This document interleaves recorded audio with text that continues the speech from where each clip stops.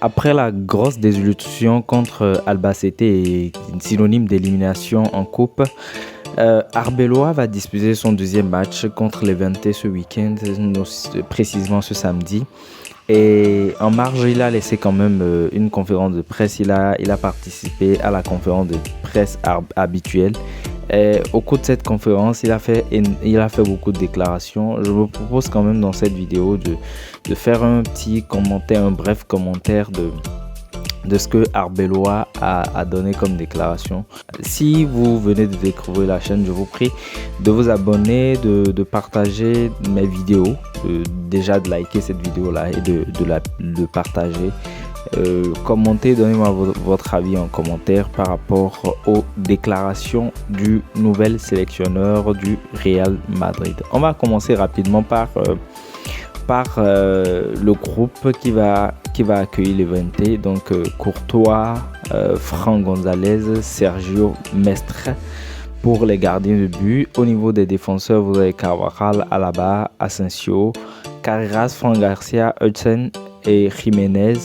Et au milieu de terrain, il y aura Bellingham, Camavinga, Valverde, Tchouaméni, Arda Güler, Ceballos, Sestero, Palacios, Leiva. Et pour finir, dans le rang des attaquants, vous avez Vinicius, Mbappé, Gonzalo et puis Mastantou Ono. Donc dans cet effectif, vous avez quand même pas mal de jeunes. Fran González, Sergio Mestre qui sont des jeunes de la Castilla. Côté défenseur, Jiménez qui vient de la Castilla. Au milieu de terrain, il y a Sesteros, Palacio et Leiva qui sont les joueurs de la Castilla. Moi, j'ai remarqué quand même que Alvaro Arbeloa ne joue plus ou bien ne constitue plus son équipe sans ces jeunes qu'il a déjà entraînés au niveau de la Castilla. Est-ce que ce sera une bonne stratégie pour lui? Est-ce que ça va lui marcher de rester focus sur les joueurs de la Castilla, ceux qu'il estime être quand même bons pour venir au haut niveau? J'ai l'impression d'une manière ou d'une autre qu'il a envie de prouver qu'au niveau de la Castilla, il a fait un bon job. Maintenant, est-ce qu'avec est-ce qu'avec les cadres du Real de Madrid, il va pouvoir faire ce qu'il a envie de faire? Est-ce qu'il va pouvoir réussir? Alors, on va rentrer maintenant dans le vif du sujet, les déclarations de Arbeloa lors de la conférence de presse d'avant-match. J'ai raconté une anecdote aux joueurs. Il m'a fallu de nombreuses années pour remporter ma première Ligue des Champions. J'avais gagné une Coupe du Monde, deux championnats d'Europe, le titre record de la Liga. Quand nous avons finalement remporté la décima, après beaucoup d'efforts, je suis monté dans le bus et derrière moi se trouvait un coéquipier qui jouait sa première saison en Ligue des Champions. Il m'a dit, l'année prochaine, on remet ça. Je l'ai regardé et j'ai répondu. Après tous les efforts que ça m'a demandé, le passé n'existe plus. Ni quand on gagne la Ligue des Champions, ni quand on est éliminé. Ce joueur, c'était le capitaine Dani Carvajal. Ce que je retiens quand même de cette déclaration, c'est qu'il est convaincu que certains joueurs sont encore dans le passé. Ça, c'est mon appréciation.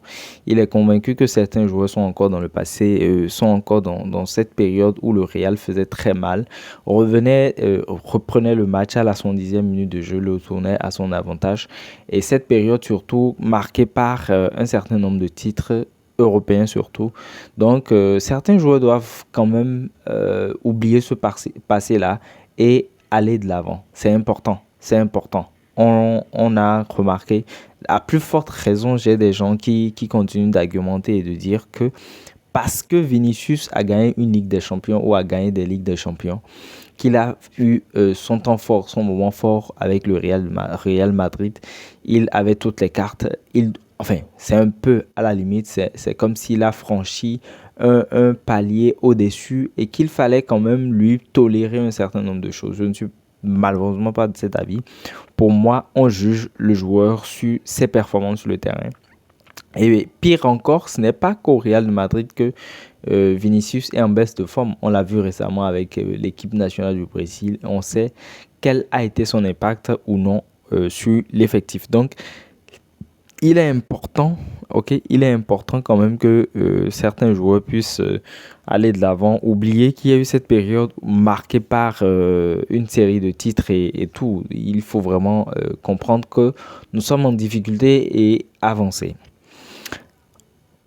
Arbeloa déclare encore une fois que Rodrigo est forfait pour le match de demain, donc le match du samedi. Il se remet de son excellent effort de la semaine dernière. Nous espérons le récupérer mardi. Ce sera quand même une grosse perte. On sait que le meilleur joueur du Real Madrid ces dernières semaines a pour nom Rodrigo. Ça fait quand même une belle perte pour Arbeloa qui joue son deuxième match à domicile et qui a l'obligation de résultat. Il a l'obligation de gagner son premier match et c'est face à Levante. Donc, je ne pense pas qu'il aura des excuses. Toujours est-il que Rodrigo, c'est un bon joueur, mais ce ne sera pas le seul joueur, ce n'est pas celui qui va faire basculer tous les matchs. Il faut aussi compter sur les autres. Donc, pour le moment, il n'y a pas à s'alarmer. Voilà. Arbeloa déclare également: je comprends que l'on cherche un coupable, mais je m'efforce de trouver des solutions. Tout ce qui se passe sur le terrain est de ma responsabilité. Quand les choses vont mal, je sais que je dois être capable d'aider au mieux mes joueurs. Je me sens pleinement responsable de tout ce qui se passe sur le terrain. Je ressens toujours la même chose concernant cette défaite à Albacete. Par rapport à cette déclaration, je suis partagé dans mon avis parce que d'une manière ou d'une autre, le coach restera forcément responsable des résultats. Ok, quand vous faites mal, c'est le coach qu'on logne en fait. C'est le coach qui est tenu responsable. Par contre, quand l'équipe joue bien, quand l'équipe fait des exploits, c'est le joueur qui a peut-être marqué le but, c'est celui qui a été technique, c'est celui qui a fait les ou la passe décisive, les passes clés que l'on voit. C'est un peu ingrat. Et je pense qu'à un certain moment, il faut commencer par vraiment situer les responsabilités. Parce que pour moi, le coach aura beau donner tout ce qu'il a dans sa tête, dans son ventre, il ne peut pas se substituer aux joueurs et voilà, marquer les buts, faire la différence, défendre, faire des arrêts. Vous voyez, aujourd'hui, moi, je dis par exemple que Courtois est le meilleur défenseur du Real Madrid parce que il arrive à faire des arrêts exceptionnels. Ok, il fait des arrêts incroyables. Je dis par exemple que Mbappé, c'est un joueur sur qui compter parce qu'il arrive à faire la différence face au but adverse.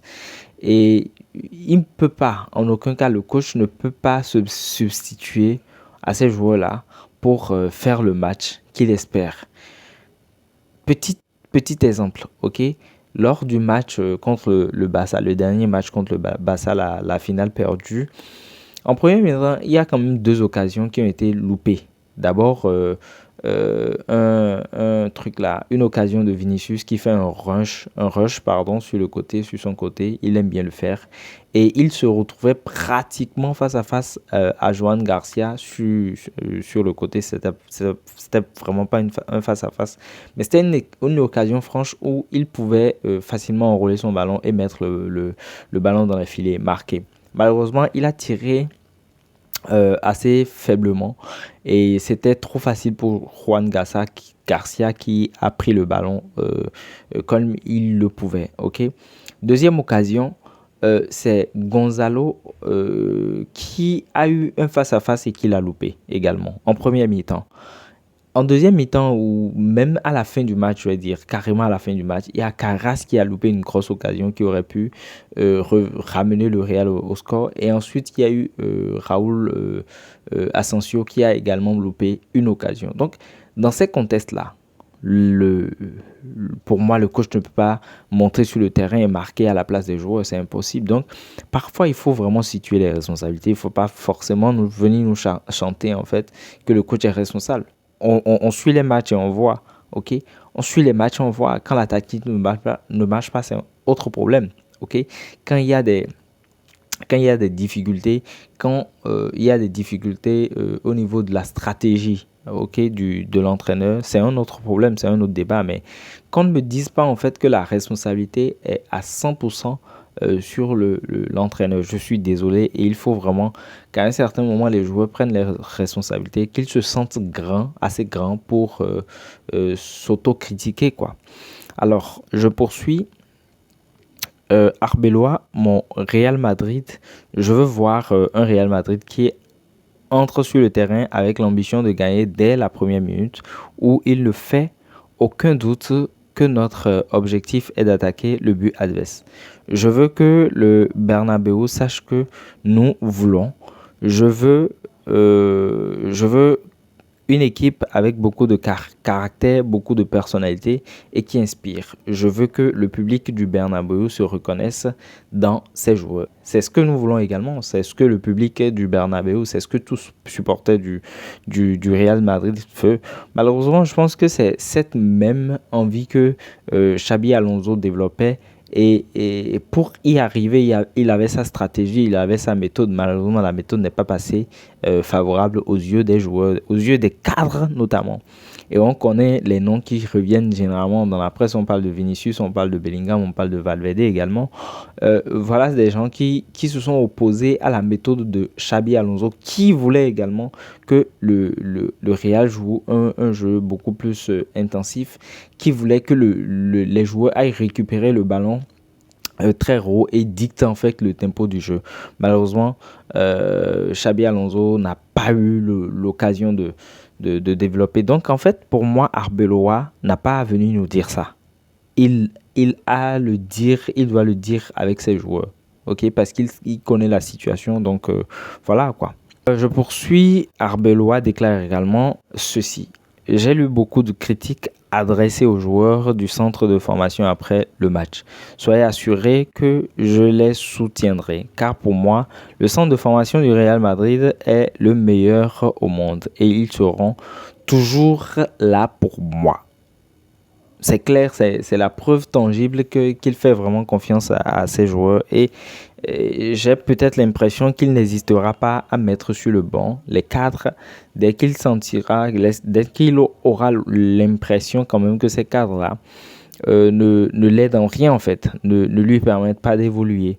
Mais est-ce que ces joueurs sont suffisamment puissants pour être une arme de Arbeloa? Je ne pense pas. Avec ce qui s'est passé avec Xabi Alonso, c'est pas Arbeloa qui passera au-dessus des joueurs. Il y a, je pense qu'il y avait une ligne à ne pas franchir que la direction du Real Madrid a franchi en laissant, enfin, en choisissant de prendre la défense des joueurs au détriment de Xabi Alonso. Et ça va perpétrer en fait, ok? Arbeloa, propos par rapport à Valverde, il déclare que ce qui est formidable avec Fede, c'est qu'il serait tout aussi bon dans les buts. C'est un joueur tellement talentueux qu'il pourrait exceller partout. L'autre jour, je l'ai fait jouer à son poste de prédilection, mais c'est aussi un capitaine fantastique et il l'a prouvé ces derniers mois.